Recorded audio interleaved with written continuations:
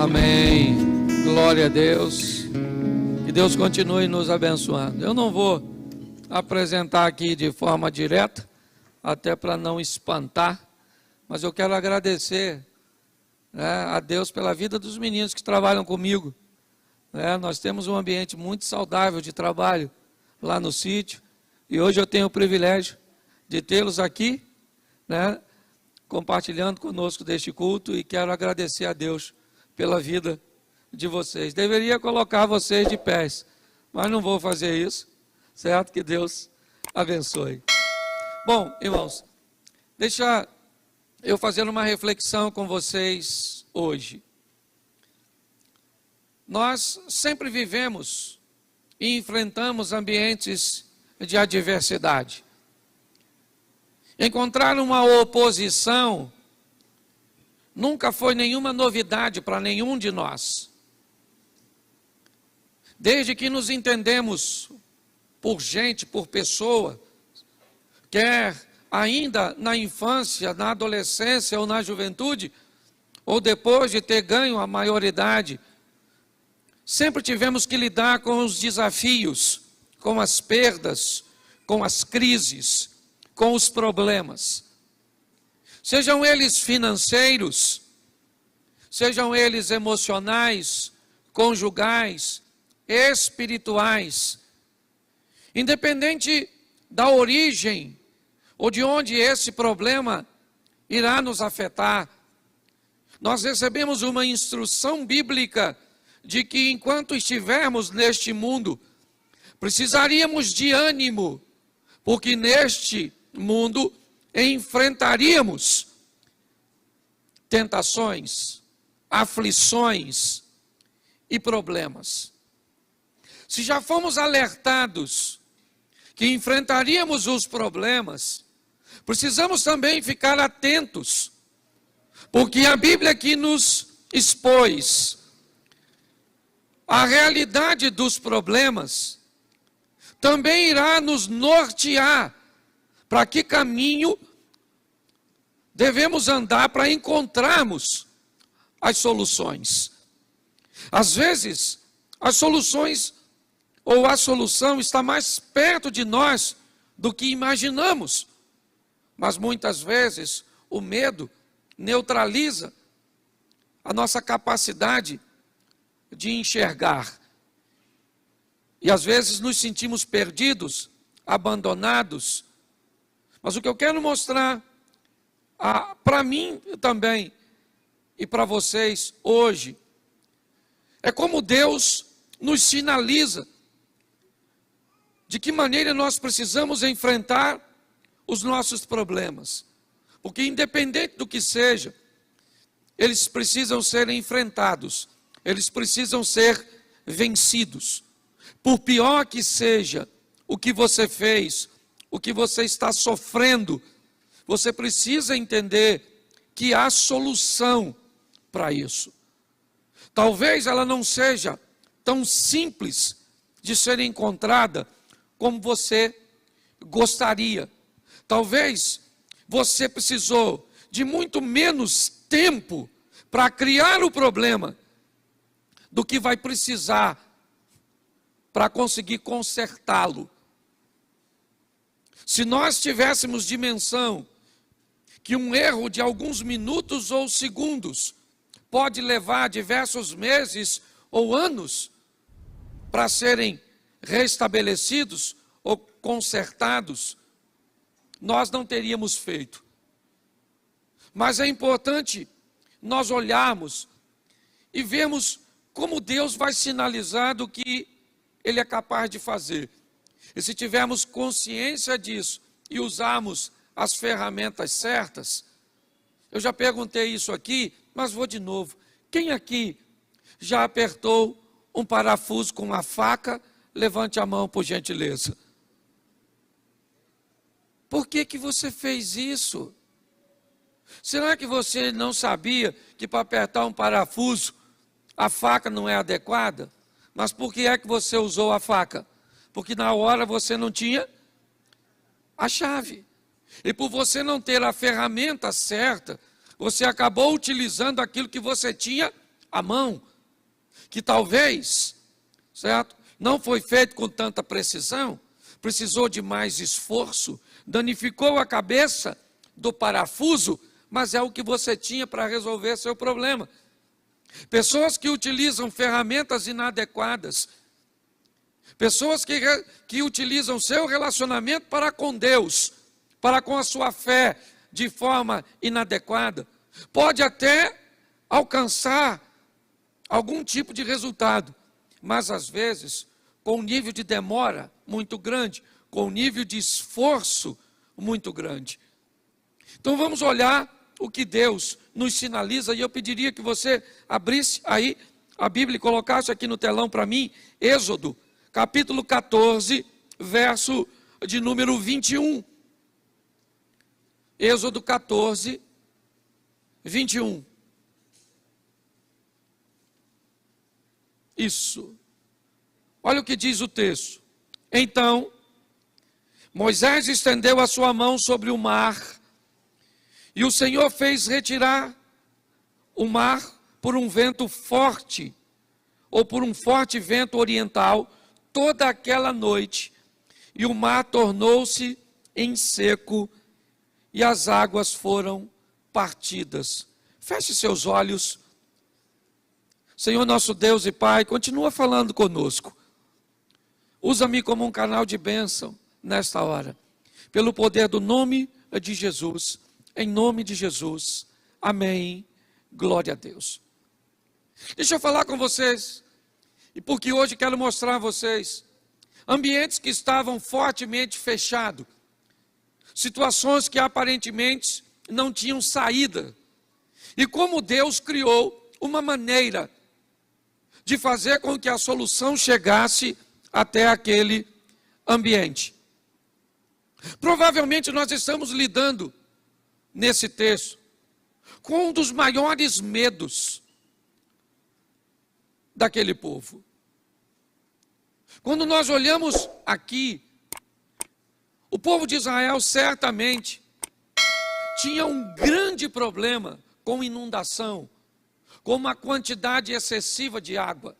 Apesar de já ter centenas de anos que o dilúvio havia acontecido, uma única família acabou originando o povo que agora está preso no Egito.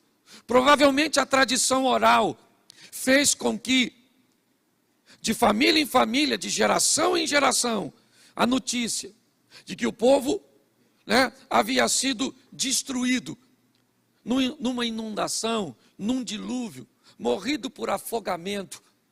E agora, centenas de anos depois, aquilo que matou seus ancestrais está agora diante do povo de Israel, saindo do cativeiro egípcio, e a proposta é que a travessia seja feita sobre o mar.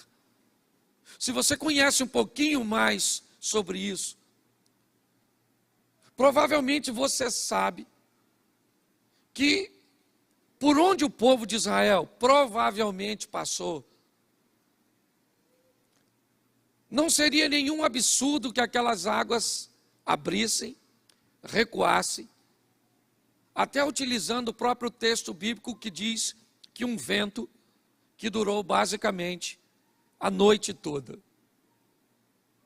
Eu não sei se você tem dimensão quantas pessoas aproximadamente saíram do Egito. Se você tiver noção, eu não vou entrar nisso agora, mas se você tiver noção, você vai descobrir que não bastava meia, uma, duas, 3, nem 4 horas para aquilo ficar aberto. Porque pela quantidade do povo que precisaria atravessar aquele caminho, nós precisaríamos de muito mais tempo para que isso acontecesse com sucesso. Quando você ouve alguém dizer que é perfeitamente fácil explicar que um vento numa velocidade seria capaz de repartir as águas, me entendam que grande parte dos milagres que vamos ver na Bíblia tem mais a ver com um momento do que um fato. O milagre é muito mais Porque o fenômeno aconteceu no momento em que o povo estava precisando do que propriamente, né? Quando alguém tenta explicar um milagre, não, mas é fácil descobrir porque isso aconteceu. Cientificamente era possível que isso acontecesse, mas isso não tira a legitimidade do milagre. Porque o maior milagre não foi o mar ter sido aberto. O maior milagre foi as águas terem sido abertas exatamente no momento em que o povo ia passar. O milagre está em a maré ter retornado exatamente no meio do percurso dos egípcios. Parece que quando tentamos trazer mais sensatez para um ambiente de fé, nós encontramos sérias resistências, porque pessoas começam a achar que estamos querendo desmerecer o poder de Deus. Ainda que até o vento é criação dele e já seria um milagre por si só. Mas o que eu quero mostrar a você aqui é que o povo está num ambiente sem saída. E eu não sei se Deus está com a intenção de mostrar a este povo que o que matou um povo lá atrás por desobediência pode ser controlado por Deus agora. Que Deus agora tem o poder de reter as águas, de proteger este povo, de começar a caminhada de fé agora, da saída do Egito, mostrando a este povo o quão grande ele é e que tipo de obstáculo ele é capaz de vencer para proteger um dos seus. É muito importante hoje, porque quando nós enfrentamos um problema, e principalmente para essa geração tão volátil,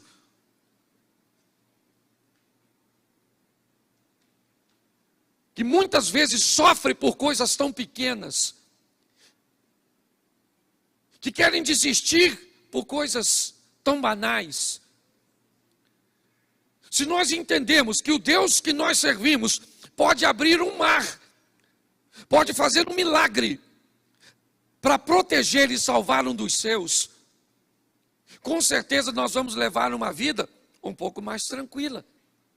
Pelo menos no que diz respeito à segurança de um Deus que vai agir. Muitas pessoas hoje querem desistir de seus relacionamentos, querem desistir de sua vida profissional, querem desistir da sua caminhada de fé. Mas por quê? Não, pastor, eu estou debaixo de uma pressão tão grande. Será que você não consegue ver que o Deus que você serve abriu um mar para libertar seu povo, para agir em favor de seu povo, e um Deus que fez tudo isso não pode agir em nosso favor? Às vezes o que precisamos é apenas um pouco mais de resistência, de tenacidade, para que possamos ficar de pé e entendermos o que Deus está querendo nos mostrar. O que Ele diz: ainda que você esteja num ambiente totalmente sem saída, onde você olhe para todos os lados e não veja nenhuma rota de fuga, talvez isso explique o que disse o salmista: eleva os meus olhos para os montes, e de onde virá o meu socorro? O meu socorro vem do Senhor, que fez os céus e a terra. Me parece que o salmista está dizendo: o monte ainda é um local muito baixo para olhar. Me parece que ele está dizendo: quando eu olho para os montes, eu ainda pergunto de onde virá o meu socorro, mas eu descubro que acima dos montes ainda tem um lugar onde eu posso colocar a minha segurança e a minha fé, porque é de lá que Deus vai enviar recursos para a minha vida. Eu não sei o que você precisa hoje, eu só sei que você precisa entender que o Deus que você serve pode controlar, certo? Toda a situação, simplesmente para que você e eu saiamos ilesos. E nós precisamos acreditar nisso. Por isso, não se desespere, não desanime, prossiga na sua caminhada. Eu confesso a vocês, é a minha primeira grande crise como pastor. Eu tenho apenas, basicamente, 9 anos que me tornei pastor. Vai fazer 7 anos aqui e eu tinha sido consagrado 2 anos antes. Mas eu vou falar para vocês, eu nunca vi tantas pessoas desistindo de sua caminhada, certo? olhando para a sua caminhada de fé e dizendo: está muito difícil, está desafiador, eu estou querendo paralisar. Eu sou daquela época onde nós mesmos, meninos, encarávamos a vida de uma forma totalmente diferente. Quem aqui já cortou o pé com um caco de vidro e tem menos de 10 anos? Deixa eu estender mais um pouquinho, porque tem pouca gente. Tem menos de 15 anos e cortou o pé no caco de vidro, levante a mão. Menos de 15 anos de idade. Menos de 15 de idade. Você é um adolescente. 1, 2. Quem aqui tem menos de 20 e furou o pé com prego? Levante a mão. Menos de 20. É só para você ver que a nossa geração, quem aqui tem mais de 30 e furou o pé com prego já na vida? Levanta a mão. Arrebentou a barada. Show de bola. Quem aqui tem mais de 30 e cortou a cabeça no arame farpado porque ia passar de baixo? Levanta a mão. Quem aqui tem mais de 40 já teve frieira e bicho de pé? Levanta a mão. Louvado seja o Eterno. Pastor, o que você está falando? Eu estou falando que nós temos gerações diferentes. Entendeu? Até as músicas sertanejas eram diferentes. Na minha época, o camarada, quando ele era traído, o máximo que ele fazia era dormir na praça. Hoje o cara mata a mulher, mata os vizinhos, mata tudo. O que é isso? Uma geração que não sabe resolver problemas. Uma geração frágil. O texto está me dizendo uma coisa: que ambiente? Esquece o mar por um momento.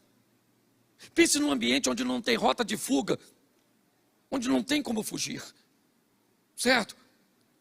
O faraó mandou o seu exército vir atrás de Israel. Não tem como fazer nenhum tipo de manobra com a quantidade de gente que Moisés está liderando. E naquele momento, isso é que é incrível, naquele momento, 1 Tessalonicenses capítulo 5, né? Nós olhamos um texto muito extraordinário. Orai sem, e agora no Velho Testamento, o Moisés, um homem de oração, vai dobrar seu joelho, porque o faraó está vindo, e Deus pergunta a Moisés: por que tu está orando? Agora não é hora de orar, agora é hora de agir. Estende a tua mão e coloca a vara. Faz a sua parte que eu faço a minha, e todos vão ver o sobrenatural vir na sua direção. Está na hora de fazermos para a vida o que nunca fizemos, para recebermos da vida o que nunca recebemos. O nosso Deus é um Deus que abre caminho onde o caminho não precisa dificultar. Eu já brinquei aqui com a música, né? Aliás, eu nem sei quem compôs, qualquer hora posso encontrar, porque isso vai para a internet. Mas porque tem gente que até na canção dificulta o jogo. Quem aqui já ouviu uma canção que diz que Deus abre porta onde não tem parede? Aí eu me perguntei quando eu estava cantando: para quê uma porta num lugar que não tem parede? Você quer porta onde não tem parede? Sim ou não? Porque não precisa. Você consegue me entender a mente de algumas pessoas? O que eu quero mostrar para você hoje é que a situação pode estar fechada e sem saída, mas se Deus estiver com você, o mar vai ter que se abrir, o deserto vai ter que te fazer prosperar, as coisas vão acontecer, porque tudo responde a Deus, e Ele é o Todo-Poderoso, amém? Então é importante entendermos isso. O primeiro milagre que o povo vai viver, me parece que é um ambiente de cura. Vamos sair, e de que forma? Já tinha as 10 pragas do Egito, que tinham sido sensacionais para o povo de Israel. Mas atravessar algo e superar algo que tinha vencido aquela geração lá, sobrado apenas Noé e sua família, para o povo, era um grande desafio. E Deus está mostrando: o que destruiu seus ancestrais não destrói você. O que você tem? Você tem uma herança hereditária de um câncer? É isso? Você tem uma herança hereditária de uma hemodiálise? Me ajude aí na doença. Falhou a mente. Não, quem faz hemodiálise. Mas agora faltou o nome, tá bom, é isso aí mesmo. Porque tem hora que dá um branco aqui, certo? Mas preste atenção, o que tem?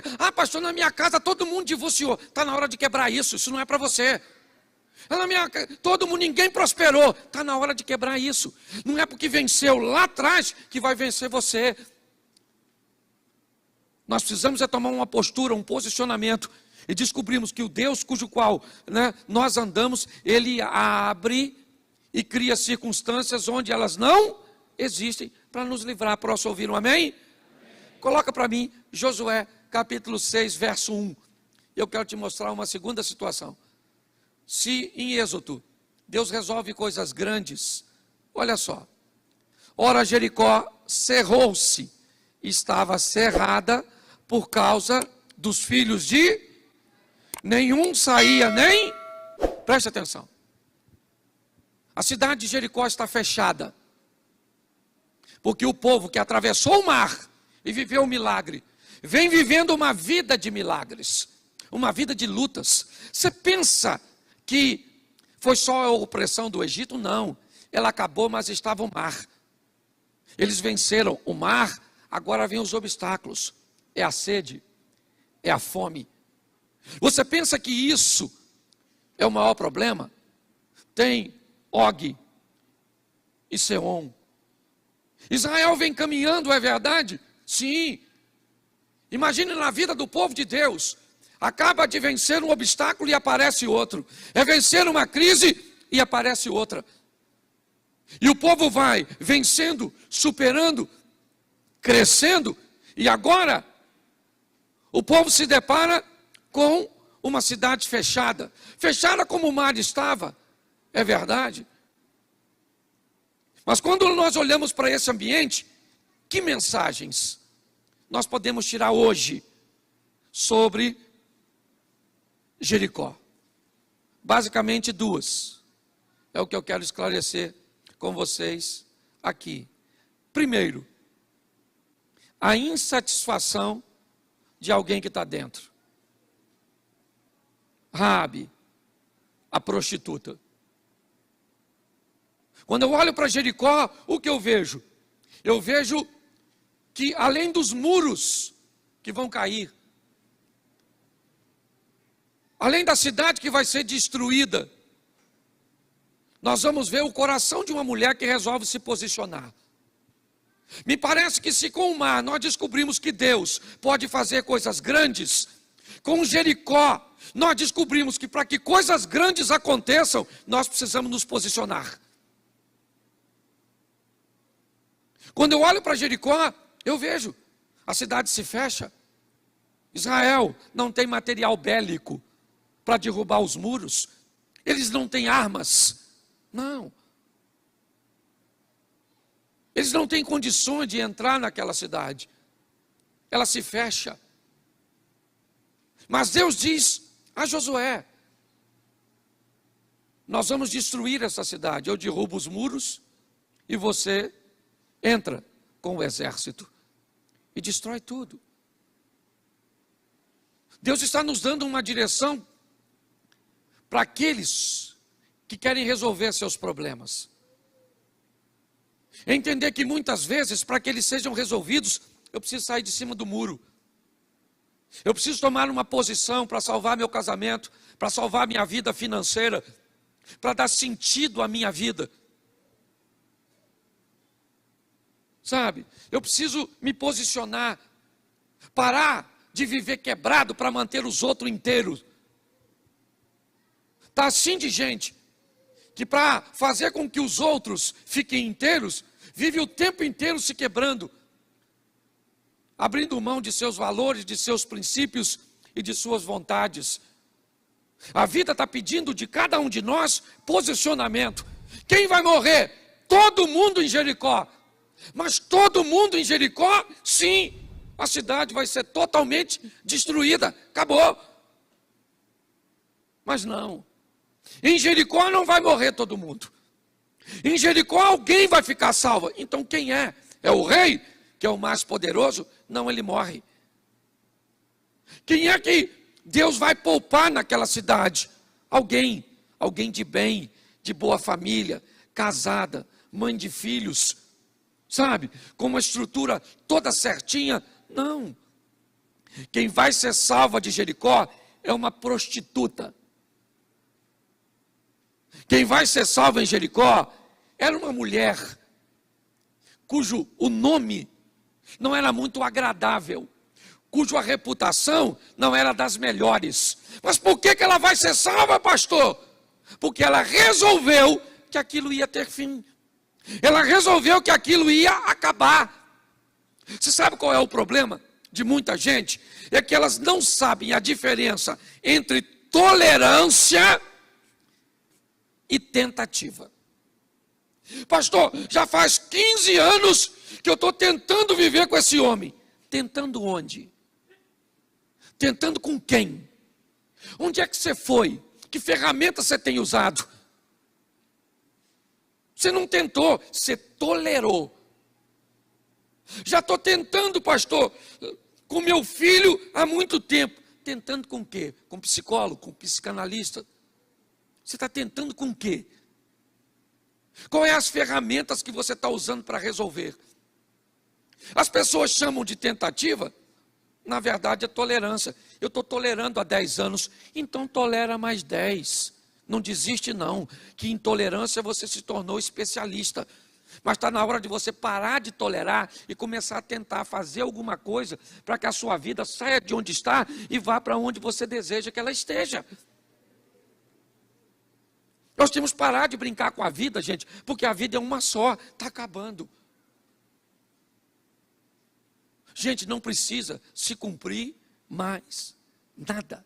Aliás, nós só estamos aguardando o tal do anticristo, que não deve nem estar longe.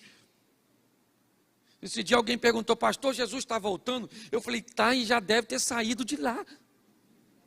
Já está chegando. De tanta coisa que nós estamos vendo. Mas o que a vida está pedindo de mim e de você? Postura, posicionamento. É isso que nós estamos vendo aqui, certo? O que Jericó me informa? Estava tudo fechado. E se você pensa que o maior problema é nos portões da cidade, não é. É a sentença que está sobre todos os que moram dentro dela. Olha bem, isso é que é mais importante. O que caiu de mais poderoso não foi o muro, foi o coração de algumas pessoas que moravam lá dentro. Foi isso. Mudar um coração, mudar uma mente, mudar um pensamento, é muito mais difícil do que derrubar uma casa, do que derrubar um muro. A lição que a Bíblia está me dizendo é: se a sua mente mudar, se você resolver sair de cima do muro para se posicionar em favor da sua vida, dos princípios e valores de Deus, você vai ver o que Deus é capaz de fazer na sua vida. Pessoas diferentes recebem a mesma informação e, por serem diferentes, se comportam de forma diferente debaixo do mesmo ensinamento. Isso diz que aqui onde nós estamos, tem pessoas vivendo o incrível, o sensacional, o extraordinário, e tem outras sofrendo o pão que o diabo amassou com o pé sujo. Se pessoas recebem a mesma informação e vivem coisas diferentes, não tem a ver com a informação que recebe, mas com a decisão que tomam em torno da informação. Se nós mudarmos nossa postura, as portas vão abrir.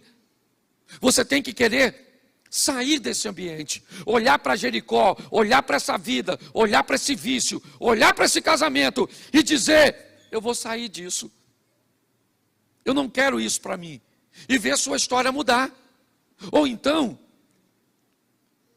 arrumar um culpado para a sua tragédia. Também isso, né? Lamber suas feridas, autocomiseração, ter piedade de você mesmo, sabe? Olhar para as suas feridas e achar que em sua saliva tem alguma substância terapêutica. Nós precisamos, irmãos, entender que o nosso Deus é grande a ponto de abrir um mar, mas que para que coisas aconteçam na nossa vida, nós precisamos nos posicionar e sair de cima do muro. Amém? Deixa eu te dar, são só mais 2 textos, é rapidinho. Atos 12, 5. Pedro, pois, era guardado na prisão, mas a igreja fazia contínua oração por ele a Deus. Tiago acaba de ser morto por Herodes. E Herodes faz uma avaliação, é um político. Na avaliação de Herodes, ter mandado matar Tiago foi um sucesso. Então ele manda prender a Pedro, com o propósito de dar a Pedro o mesmo fim que deu a Tiago. Pedro está preso, não tem como fugir. Diversos sentinelas estão guardando, ele está algemado, não tem como sair. O ambiente é totalmente contrário, está tudo fechado, não tem rota de fuga. Mas o texto diz que na casa de Maria, mãe de João Marcos, há um núcleo de oração, uma igreja, pessoas se reunindo com o propósito de falar com Deus. E essas pessoas que não têm poder político, não têm influência econômica, não têm material bélico, armas, para invadir aquela prisão e libertar Pedro, ela tem joelhos. Porque tem coisas que as mãos não resolvem. Eu estou cansado de falar isso aqui. O que suas mãos resolvem, não peça a Deus para resolver. Mas o que suas mãos não resolvem, não poupe seus joelhos. Porque tem coisa que você não vai poder resolver, mas Deus pode. Tem situações que você não vai conseguir sair, mas Deus tem uma saída. E lá na casa de João Marcos, mesmo, ou da mãe de João Marcos, mesmo Pedro estando preso, eles estão orando e clamando a Deus. Para quê? Para que Pedro seja liberto. Pedro está dormindo na prisão, quando o anjo chega. Um alvará de soltura chegou no céu, e um habeas corpus celestial foi liberado. E os advogados podem dizer amém. É isso. Pedro está achando até que está dormindo. Um anjo chegou, tocou no Pedro, as algemas caíram. E o anjo falou: Pedro, calça a sandália e vão vazar. Pedro levantou achando que estava sonhando e começa a sair, até que se depara com um portão.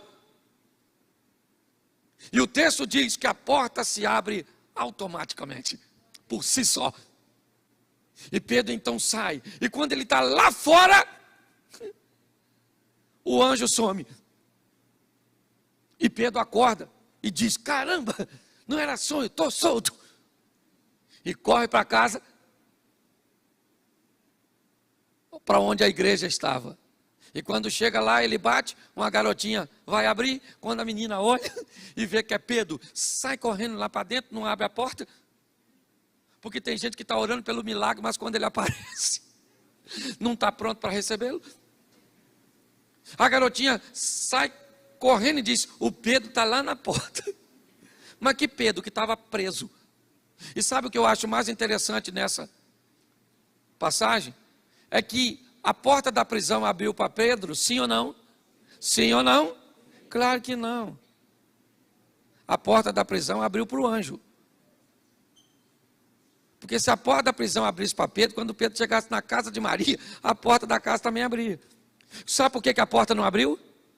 Por quê? Por que a porta da casa de Maria não abriu? Porque o anjo não estava mais com Pedro. O que a Bíblia está dizendo? Você tem que andar com gente que abre porta para você, não que cria problema para você. Você só anda com cabeça de baga, com Zé Ruela. Com gente que vai te puxar para trás. Eu quero ser santo, só anda com ele. Queria orar. Só anda com a turma da pisadinha. Eu quero ler a Bíblia. Você anda com quem? Presta atenção, a prisão está fechada. Mas joelhos podem abrir prisões. Você está entendendo? Os seus joelhos, direcionados para Deus, podem abrir. Isso é magnífico quando você vai ver, por exemplo, os muçulmanos. Meu irmão, dá a hora daqueles caras orar. Pode ser motorista de ônibus, pode ser o que for. Bota o tapetinho, bússola em direção à Meca e bota o joelho. É que Deus é educado demais. Não vou perguntar aqui para não ser uma questão de falta de ética, mas se você já foi da turma da linha da macumba, do negócio, se o santo falar, a entidade falar, 1h59 da manhã, tu tem que ir lá naquela pedra do morro, lá do Xerém, levar uma velinha, e o poder é extraordinário. Porque eu não sei se você já viu, nós vamos acender uma vela dentro de casa, um sacrifício. A vela fica na encruzilhada. O vento passa para lá, passa para cá, passa para lá. A infeliz da vela não apaga. É que hoje não tem mais isso. A entidade evoluiu.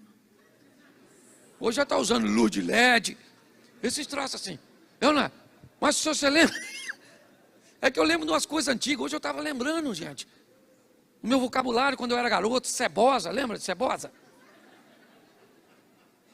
Eu estou quase fossilizando. Mas escute só. Nós temos que entender uma coisa preciosíssima. E parece que em outros segmentos religiosos, a oração, sabe? Essa dedicação, ela é mais ferrenha. Quando chega da nossa vez, fala sério, aqui eu não estou pedindo, não estou querendo envergonhar ninguém não. Nem eu sei que está em casa. Mas assim, 2h da manhã, Deus te desperta para orar. Senhor. Nossa. Vou fazer uma oração aqui. Ou você vai para a lateral da cama, dá uma escorregada. E conversa meio dormindo assim com Deus, que sabe de todas as coisas, inclusive que você está com sono. Eu não sei se você já parou para notar como nós tratamos determinadas coisas.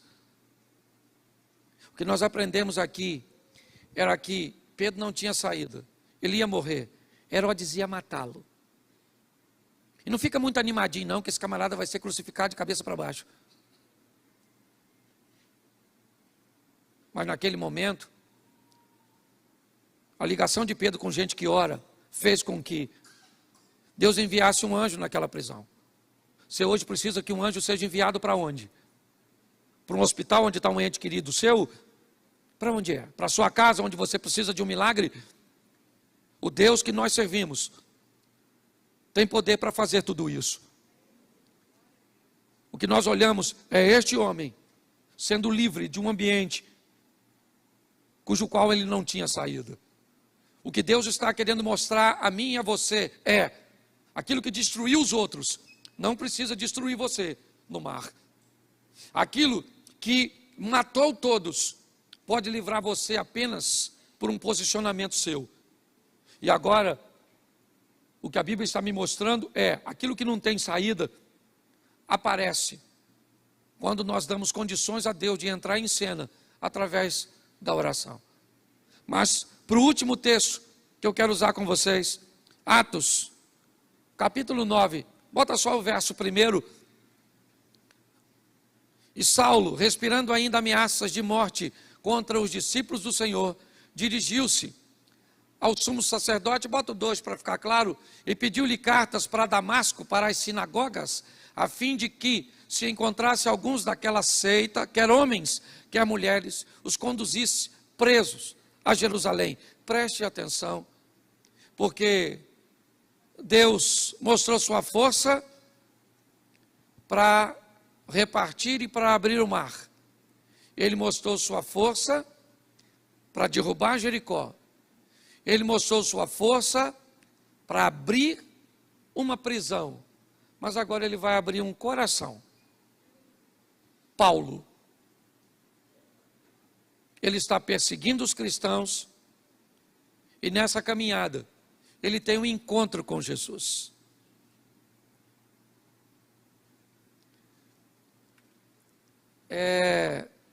Por incrível que pareça, eu não sei se você tem acesso a essas informações, mas Jesus tem aparecido para algumas pessoas no Oriente Médio.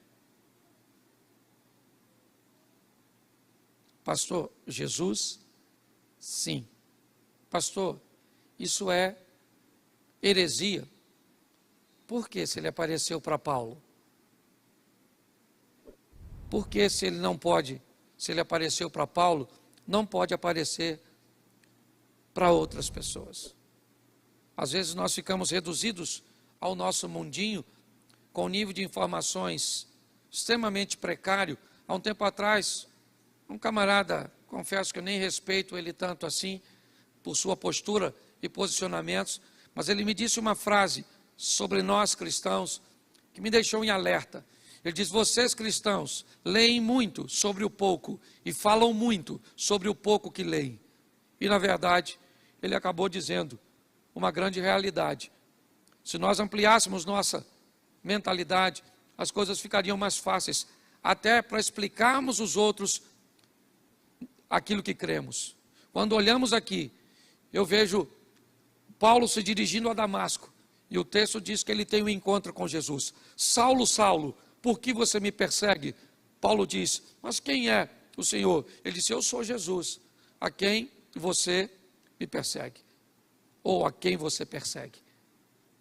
Nós vemos agora um Deus que entra para abrir corações. Eu falo muito para casais, e o sucesso de um casamento ou de relacionamentos interpessoais está apenas em mudar 50%. Você não precisa mudar 100%, porque se você mudar 100%, você deixa de ser você. Se você mudar 50% e a parte de um todo é 100%, só que ela é composta de um outro indivíduo que também vai mudar 50%. E quando ele muda 50% e eu mudo 50%, automaticamente alcançamos os 100%. Quando eu vejo para Paulo aqui, o coração deste homem, aquilo que ele fazia, a morte de Estevão, ele não participou diretamente, mas segurava a capa de quem estava matando Estevão. E no caminho de Damasco ele tem um encontro com Jesus. E Jesus faz no coração de Paulo uma abertura extraordinária. Muda a mentalidade daquele homem. Eu estava conversando hoje nos gabinetes que fiz. Arrependimento não tem nada a ver com choro. Ah, fulano está chorando, está tão arrependido, pediu desculpas, está tão arrependido, olha o quanto está sentido. Arrependimento tem a ver com mudança. Se não houve mudança, não houve arrependimento. Houve qualquer tipo de emoção. O que nós estamos vendo é Jesus entrando para libertar um homem. De quê? De um coração totalmente fechado. É isso. Paulo não consegue entender o que está acontecendo ao seu redor. É um homem de bem, é verdade. É um homem correto, é verdade. Mas é um homem perdido nas suas próprias emoções, nos seus próprios valores. E é ali que Jesus entra para libertar. Eu tenho visto hoje a oportunidade que Deus anda buscando de fazer o melhor por nós, de fazer o incrível, o sensacional, o extraordinário.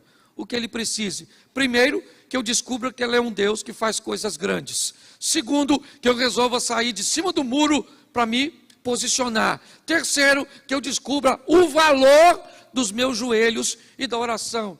E quarto, que não tem coração que Ele não possa quebrar. Às vezes oramos a vida inteira para que Deus quebre o coração do outro, mas esquecemos que talvez o coração mais duro seja o nosso. Saia daqui hoje para levar a sua vida de forma diferente. para encarar a sua caminhada de fé de uma forma mais equilibrada. Jesus está às portas voltando. O povo está sedento, querendo ouvir a palavra de Deus. O desafio é termos pessoas que consigam muito mais do que falar, porque é isso que nós temos, uma crise de credibilidade. Se eu falar para você a palavra político, o que você pensa? Qual é a palavra que você associa? Qual é a palavra? Corrupção? Isso. Se eu falar para você a palavra polícia, o que você pensa? Se eu falar para você a palavra profissional liberal, pedreiro, eletricista, pare para pensar. Hoje nós estamos envoltos numa nuvem de ausência de credibilidade.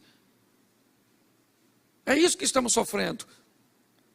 O maior desafio hoje que nós precisamos é resgatar a credibilidade. Ninguém acredita mais em nada. É tudo relativo. E o pior, inconscientemente levamos isso para Deus. Você pega uma garotada que está aí, tudo é relativo.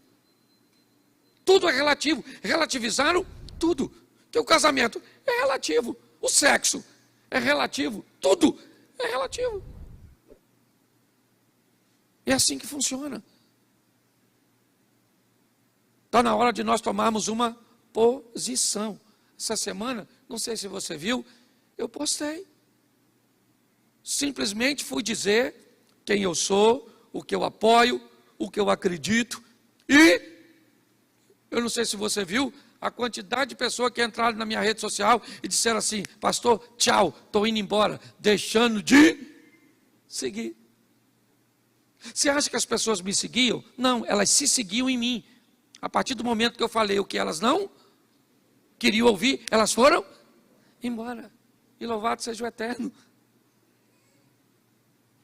Nós precisamos nos posicionar, porque o negócio está ficando feio.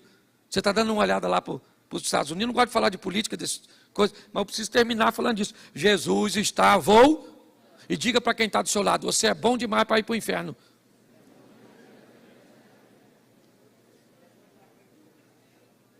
Você pode ficar de pé?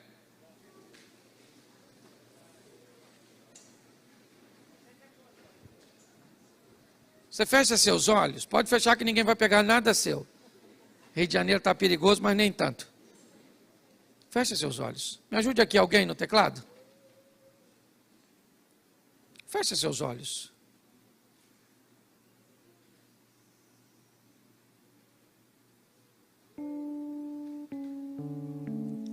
Só para que você saia daqui organizando na sua mente: quem é Deus? É aquele que pode fazer algo grande, livrar você daquilo que talvez destruiu alguns dos seus. O que Deus está pedindo de você e de mim: um posicionamento, uma postura. O que Deus está dizendo para nós: faça o que você puder com suas mãos, e o que você não puder com as mãos, faça com os joelhos. E o que Deus está dizendo é que alguém de coração fechado, alguém com o coração endurecido, pode ser transformado por um encontro de verdade. Com quem? Com a igreja? Com o pastor? Com a Bíblia? Não. Com Jesus. Porque quer o pastor, quer a igreja, quer a Bíblia, ela tem a função de apresentar Jesus para as pessoas. Que você saia hoje daqui com essa mensagem no coração. Talvez você já sabe que Deus é grande, mas não quer se posicionar. Talvez você já tomou até uma posição, mas não quer orar. Talvez você está até orando, se posicionando e acreditando que Ele é grande, mas não quer ter um encontro com Jesus. Por isso, nessa hora, com muito respeito, quem age nessa igreja é o Espírito Santo de Deus. O culto está acabando, eu não posso ir com você, o Ministério de Louvor não pode ir com você, mas tem alguém aqui que pode. Esse alguém é o Espírito Santo. De olhos fechados, se hoje você quer voltar para Jesus, tomar uma postura, mudar a sua vida, se hoje você quer tomar essa decisão pela primeira vez, só se tiver alguém assim, eu queria que você levantasse a sua mão e eu quero orar por você. Tem alguém hoje que quer dizer: eu quero voltar para Jesus, eu quero te receber pela primeira vez? Levante a sua mão e nós vamos orar. Tem alguém? Tem uma pessoa ali? Tem mais alguém? Só se tiver.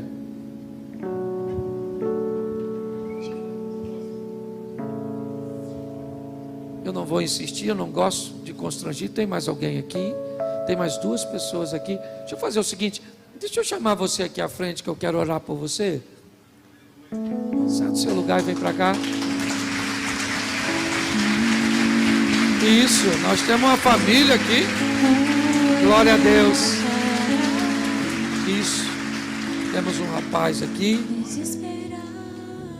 Deixa eu só sinalizar vocês antes de orar. Eu tenho ali naquele cantinho aquela moça ali de máscara. Nós temos uma sala ali para te receber, só para ela anotar seu nome e a gente manter um contato com vocês. É bem rapidinho, e assim que terminar eu vou dar um pulinho lá para dar um abraço em vocês. Estenda suas mãos para cá, igreja. Pai, muito obrigado por essas vidas nessa noite. Que a aliança que eles estão selando nesta noite contigo, ó Deus, em Cristo Jesus, seja trocada apenas por uma coroa de glória no teu reino. Muito obrigado pela vida dos teus filhos. Abençoa a sua casa, família e o início dessa caminhada cristã. Te damos graças em o nome de Jesus. A igreja pode dizer amém? Dá um pulinho ali, por favor. Rapidinho. Vamos embora para casa? Colocar em prática? Feche seus olhos. Pai, muito obrigado por essa noite. Leva-nos guardado por tuas boas mãos poderosas. Que o grande amor de Deus, o nosso Pai, a graça de nosso Senhor e Salvador Jesus Cristo e a comunhão e consolação do Espírito Santo seja para com todo, em nome de Jesus. Você pode dizer amém? Que Deus te abençoe, vá em paz.